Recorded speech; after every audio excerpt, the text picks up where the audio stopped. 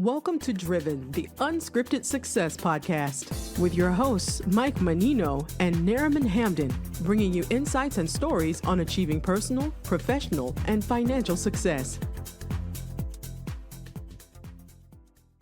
Hi, everybody. It's Michael Mannino, and welcome to Driven, Unscripted Success podcast. Today on the podcast, we're interviewing professionals who share their experience with you, the audience, and how they got to where they are today. And we got a special treat, John Gravelyn from, I'm not going to say Detroit, Michigan, but all around Michigan. We were just sharing. I used to live there for 57 years, and great place to have kids, raise kids, and do business. And John's started the company First Principal Partners. John, how you doing? Good. How are you, Mike? Thanks for having me on the show. Better than I deserve. Thanks for being on the show. Appreciate it. Hey, do me a favor. Tell everybody how you got to where you're at today and your backstory. We'll call your backstory to First Principal Partners too.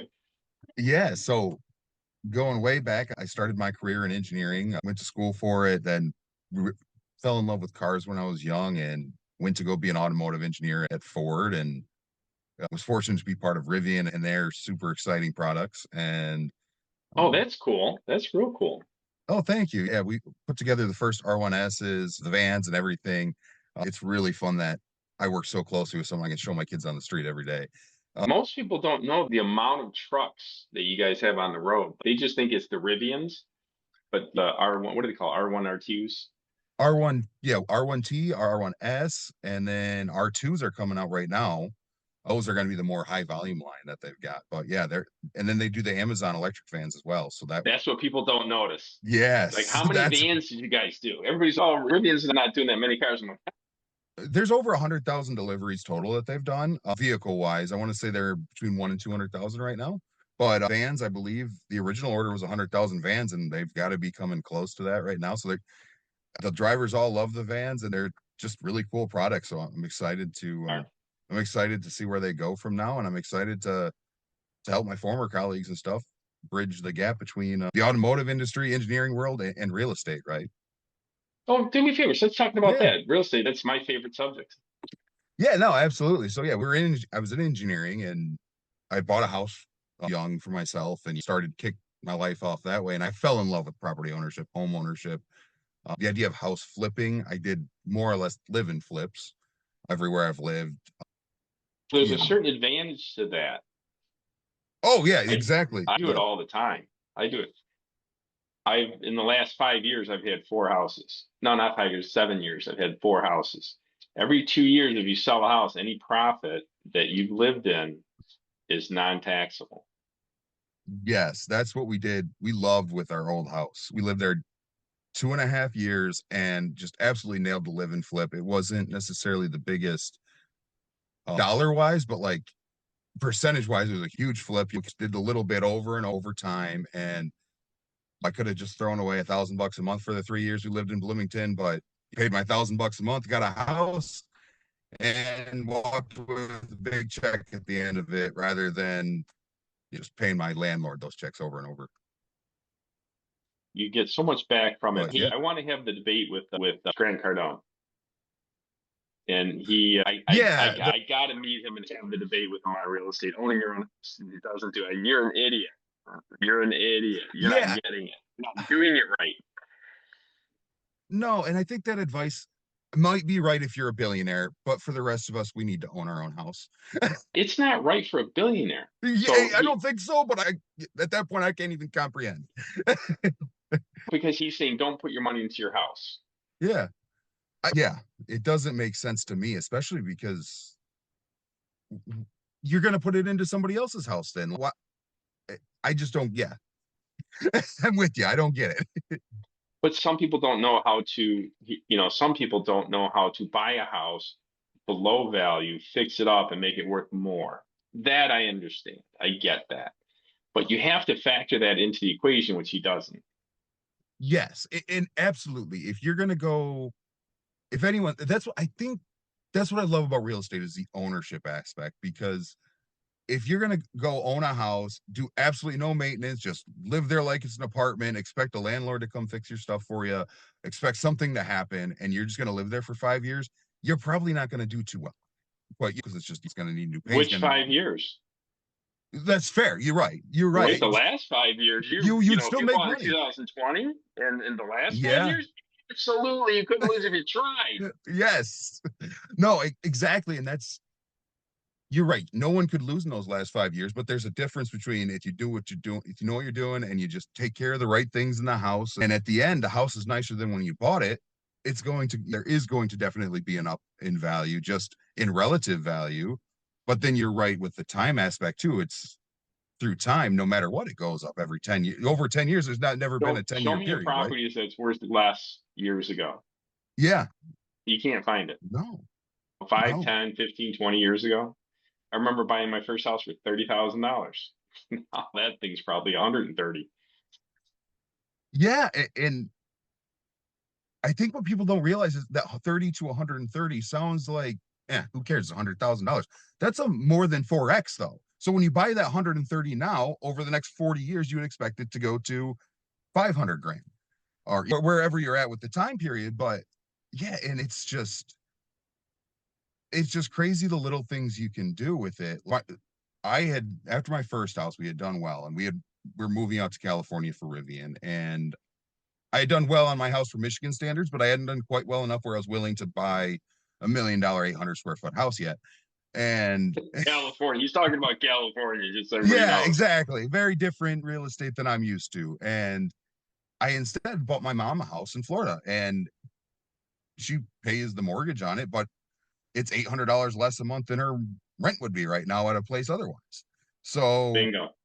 it's like, yeah, she's got to take care of the lawn and a few other things, but she's got a much bigger and much nicer place than she would otherwise for less.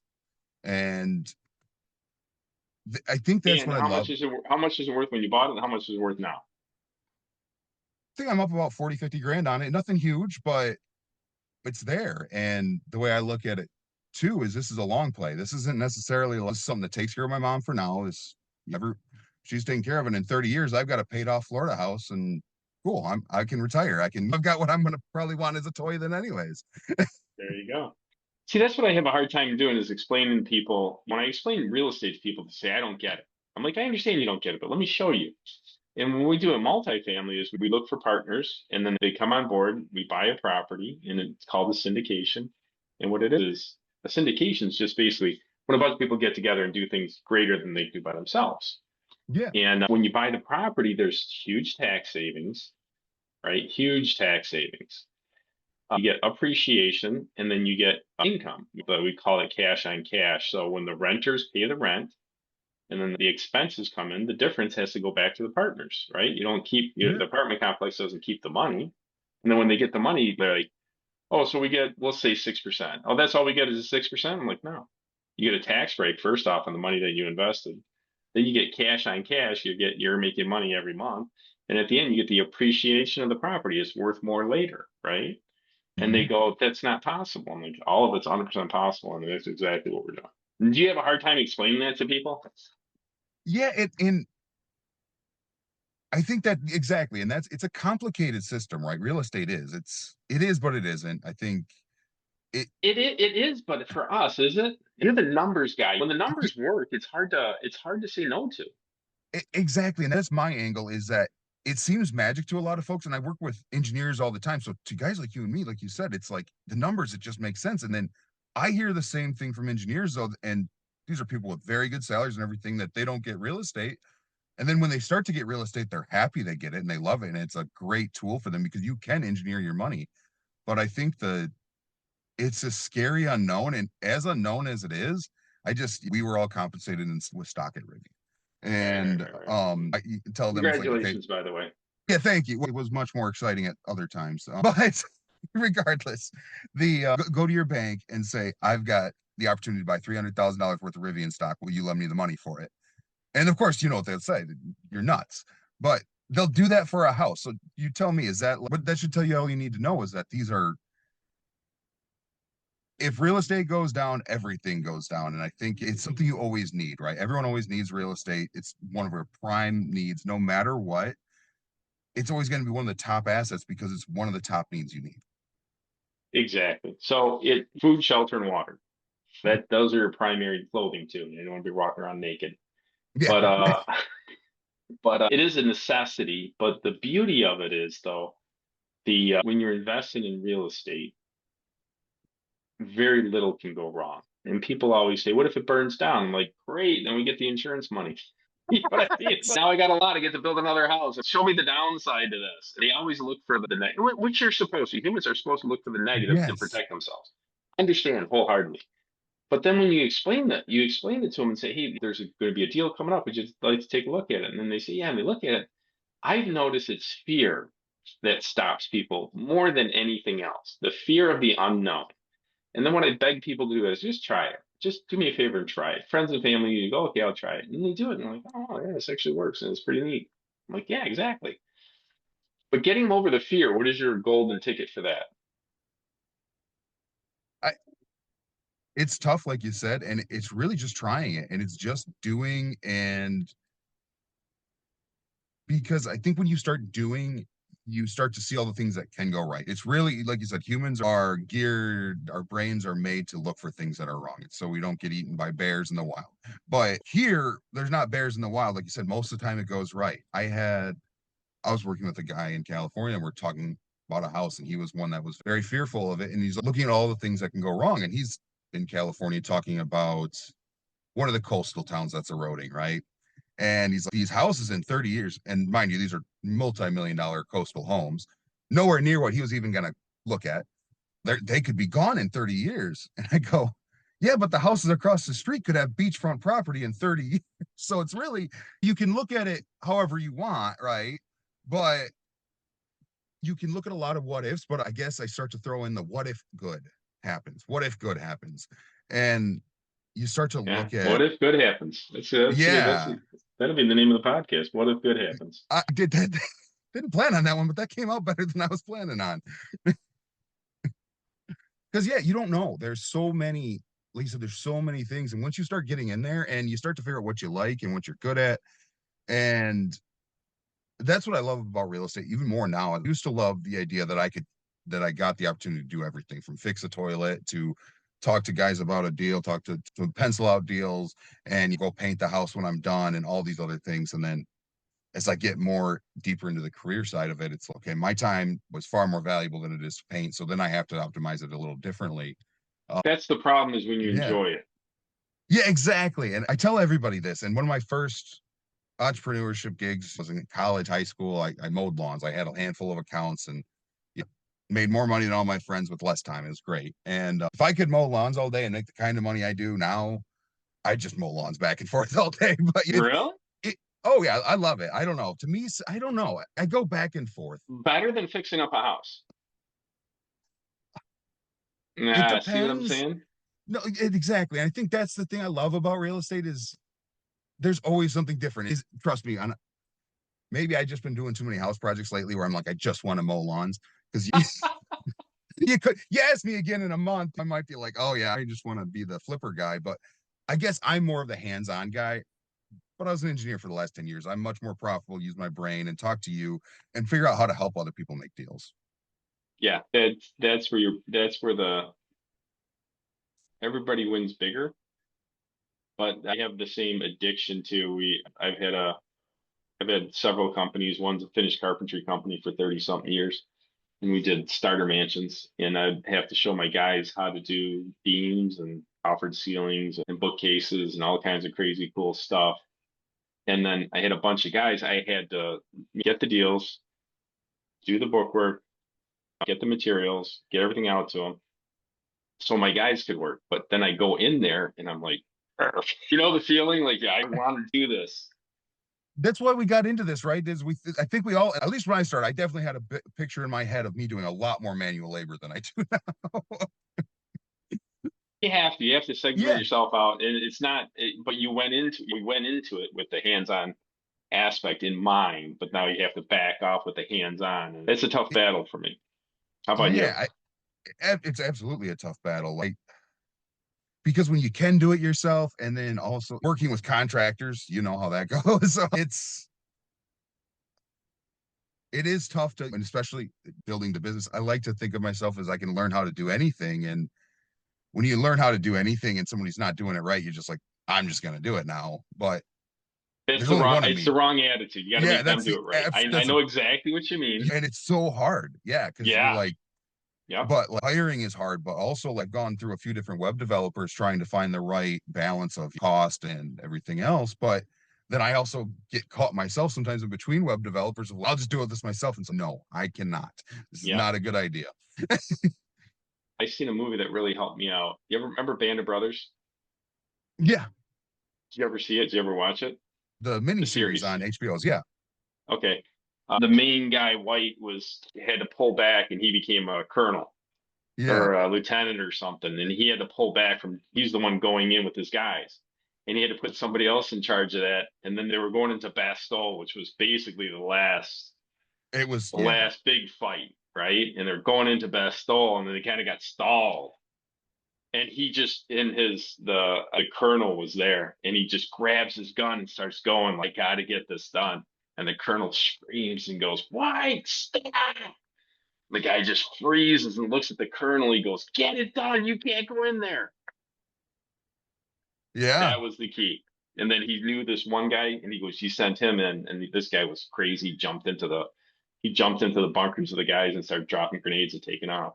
It was a great learning experience for me that you have to stop, take a step back and go do it. And let somebody well, else go do it. and it's better when you can find people that are better than you at your vision, which Yeah. honestly, most of the time I can find them eventually.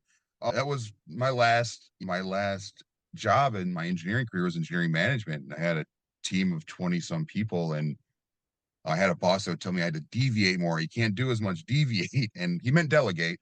But I eventually just took to him one day, and I'm like, I'm going to try to do as little as humanly possible, not from a standpoint of, but like when anything needs to be done now, it's not going to be me that does it. I will make sure it gets done and handle it. And when I adopted that mindset, my life changed because I could do so much more, could actually put things together that I could have never done myself because I had experts on the team that knew all about testing, that knew all about the materials, and were far better experts on that than me. And not only that, they could spend 20 hours on it in a week. I've only got so many hours that I can pay attention in a week. I Mm-hmm. couldn't become an expert on all three different things on a certain problem, but to solve bigger problems, you need to bring more experts and bigger network. And just, I think to me, a similar story about that was when I like history a lot. I watched Band of Brothers, but Henry Ford was trying to be embarrassed by the media at some point, and they're like, "You don't know everything," and he's, "Of course, I can come in and ask me any question. I'll get you an answer." And the press comes in and they start asking him questions, and every question he just immediately calls somebody, and he can get them an And answer right away. He he was doesn't have showing all the himself. answers, but he Right. But can he get all the has a answers. network of people. That's Yes. the key is the network of people that has the answers. Yes, and knowing how to get a hold of them and when to, and it's beautifully intricate, honestly, from an engineer's perspective, is how the social systems play within the real estate systems. Yeah. Yeah. How they interact. Yeah. Yeah, That's a very good point. And look, my biggest problem is trying to explain it to people. That's really the only problem that I have. And then once they see it and touch it and feel it, they're in love with it. You can make money for doing nothing. I'm like, that's the objective. That's the yeah, definition of passive income that's non-taxable. Passive income is non-taxable.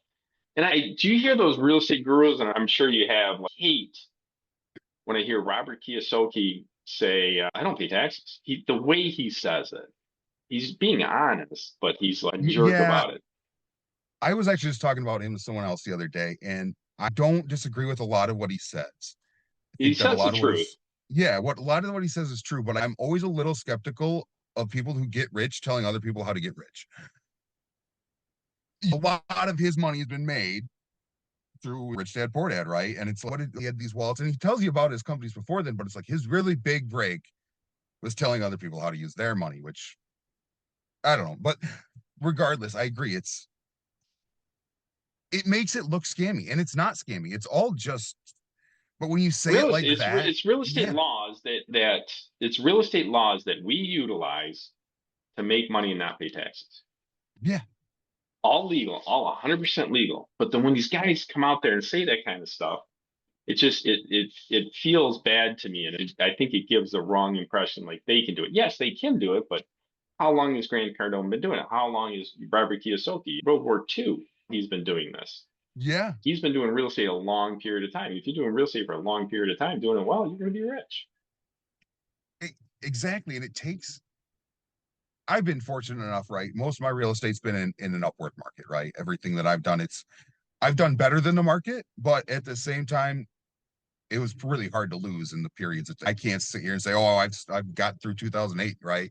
But no matter what, like especially with the Cardone's, Kiyosaki's been doing it for so long. You do it over 50 years. Who cares about 2008? You do it over Yeah, 30 that's years. the point. That's 2008 a is very just good a blip. I've got that's a a lot of very good point. friends when I was buying a house that bought my first house there, and they're still waiting for the market to crash 10 years later. And I'm up a couple $100,000, and they're just waiting for that market to crash. I've been waiting for the last 3 or 4 or 5 years, and it's just not working. It's starting now. It's starting. We're in 2026, and the market's starting to slow down a little bit. Do you notice that? Yes, it's very local though, depending on what, because you're in the Carolinas, right? So is that typically most of the deals are? And I know that's been So hotter than hot for a long time. yes, yes. So here's what happened. I was in Michigan for 57 years. I moved to Florida in 2022 when everybody moved to Florida Yeah. because the shutdowns on the United in Michigan, our beautiful governor over there, so you couldn't go on your boat. I'm like, okay, Yeah, man. come on. I know. I'm like, I want to go somewhere else. And then I went to Florida, and I think the year I moved out there, 2022 or 2020, 365,000 people moved out that year. And then I Well, I moved to know. South Carolina, and now South Carolina is Everyone that bounced from they're Florida following me. yeah, It's the highest influx of people in the United States right now. I don't know what it is. So I get it's perfect weather. My buddy lives in North Carolina. that's good too. That's real good. Where's Yeah, he at in North Carolina? Raleigh, I think. Oh, He Raleigh's works for great. Siemens. Raleigh's a good Yeah, market. Good market. I know those markets down there have been hot for a while. Up here, some of the smaller markets that I've been more familiar with, the middle, like the mid-sized Midwest towns, 100,000 to 150,000. Those are hit or miss depending on what's in the town. Like Rivian, I was in Normal, Illinois. Rivian brings 5,000 jobs to that town, and that completely changes the real estate landscape down there. Yeah, because I, the 5,000 jobs, you need another 5,000 to support those. Building houses, building apartment complexes, building storefronts, yeah, roads. what one thing I think is, and I call them these Rust Belt towns. You're familiar with them, and what I'm really interested in from an engineering perspective is as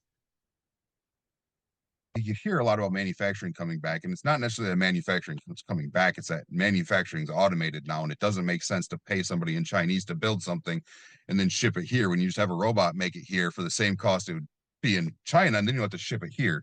So I really do believe we have a major manufacturing influx coming in, but it's not going to look like what it did 50 years ago when a factory would employ a Right, few right. thousand people. That factory might employ a few hundred highly paid people to make sure all those robots work. But odds, we were talking about it, lights out factories. That is the goal in factories, to not have to have any lights or anything, because robots don't need lights. They know where to go. Wow. Okay, fair, but they should. Tesla robots, you know better than anybody. The Tesla Yes, robots are going by vision, right? So unfortunately, you'll need lights for those ones will need lights, yes. but not all of them will need lights. That's a good point. That's a good point. That's a good point. So anybody that's going to get the Tesla robots, you're going to remember you're going to need lights.